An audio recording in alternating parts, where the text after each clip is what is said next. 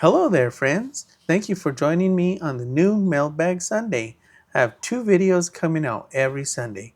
Now, in the mornings, I have my usual upholstery tutorial, and in the afternoons is where you're going to see the Sunday mailbag. Make sure you stick with me every Sunday, and you'll be learning a lot. So now we've got two really great questions this mailbag. The first one comes from Mark Larson, who's asking about the differences of using millimeters and inches in my measuring. One down, and that's the first question. The second question is going to be from Alv4365, who's asking the question about whether or not I'm selling my videos. And I'll be answering that question. So here we go. So this question comes from the video flat felt seam or top stitch. So Mark Larson, he writes to me, he says, "Hi Richard, I've watched both you and the other gentleman highlighted in your video. He seems to use more glue at the seams, etc. But I have two questions. I'm 66 years old, and in school I learned measuring by standard American inch. You both are using millimeters. Is there any benefit for me to learn millimeters for my upholstery work? And secondly, I have tied thread on the backside of a few of my projects, painfully when the bobbin runs out of thread. I have never felt quite certain or comfortable that my knots will hold. Do you have any advice on tying thread? Thank you for all your videos, Mark." Well, thanks, Mark. So what I wrote back to him is I said, "Hello, Mark. Thanks for hanging in there with me. There's nothing wrong with using inches. In my videos, I always describe a 3/8 inch sewing allowance or measure in inches. I started using millimeters when I was doing my airplane design work at my factory in China. I found that millimeters is more accurate and easier to use. So I guess it bleeds over to what I'm doing now. For knots, just tie an old school knot. Never had one come apart yet in 50 years. So let's go ahead and elaborate on that question.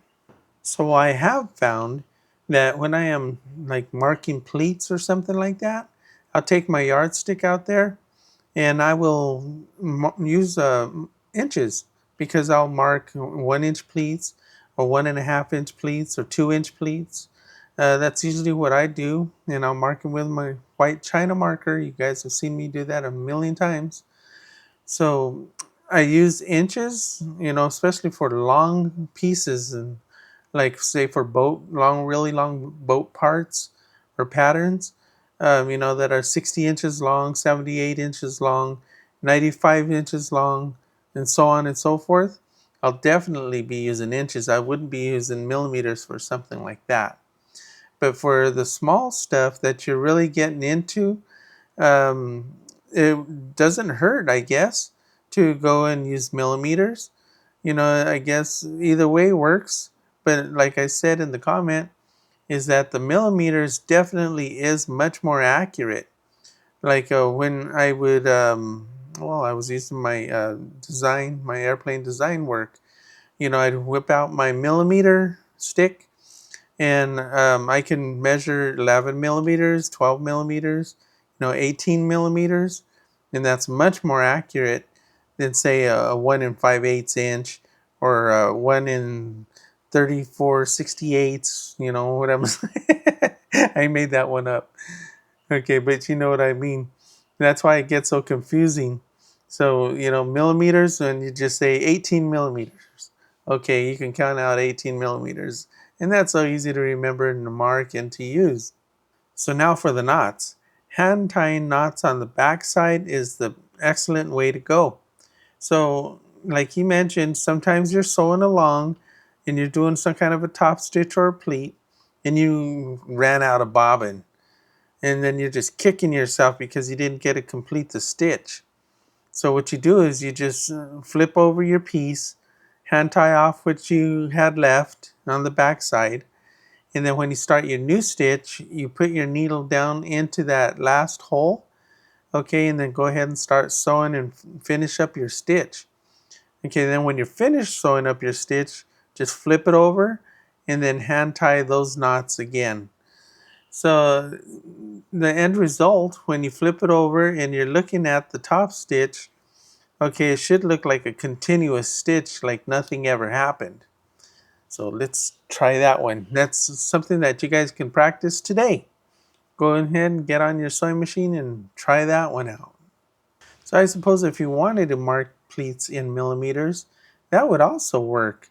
I'm not exactly sure what a 2-inch pleat would be in millimeters, but that'd be interesting to find out. I might have to give that a try myself. If you find value in my upholstery tutorials, now is an easier way to contribute to my YouTube channel. Buy a coffee by scanning this QR code now. Thank you. And the next question comes from Al4365. Two of my favorite upholstery masters. Thank you for your videos. Maybe now is the time to sell the videos like Checkaflow does, and you can invite me to Palawan too. I still have friends in Puerto Princesa. Oh, wow, look at that. How did that happen? So I answered him. I said, "Hello, Alv. You are so welcome.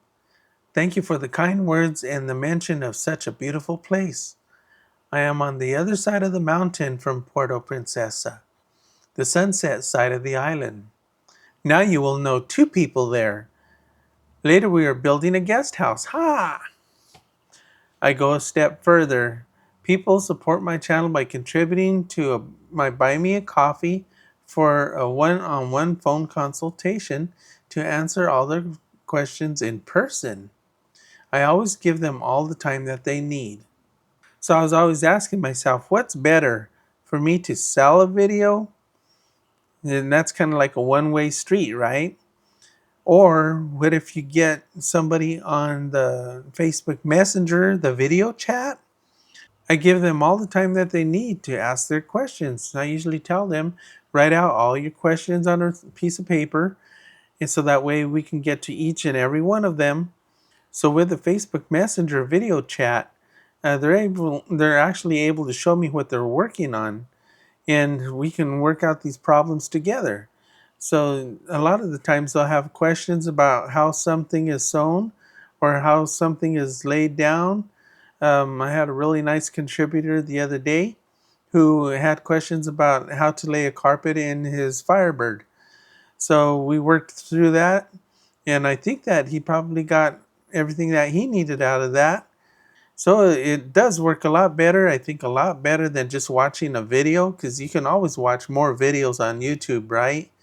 But when you can talk to somebody one on one, and we can have a grand old time, and you can tell me about your cat or whatever. It doesn't matter to me.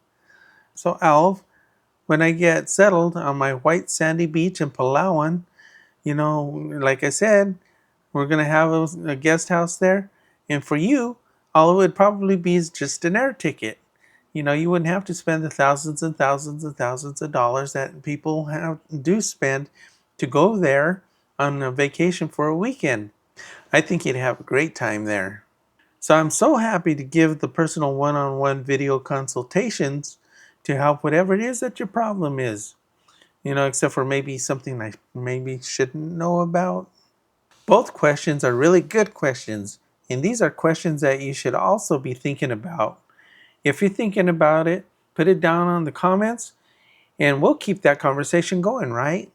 Be sure to get in all of your comments, and who knows, maybe your comment will be featured. I hope you're enjoying our new Sunday afternoon mailbag segment. So until next time, it just makes me feel so good inside that I can help you out. Whatever your problem is, except for maybe with your wife. If you like this video, you'll really like the next one.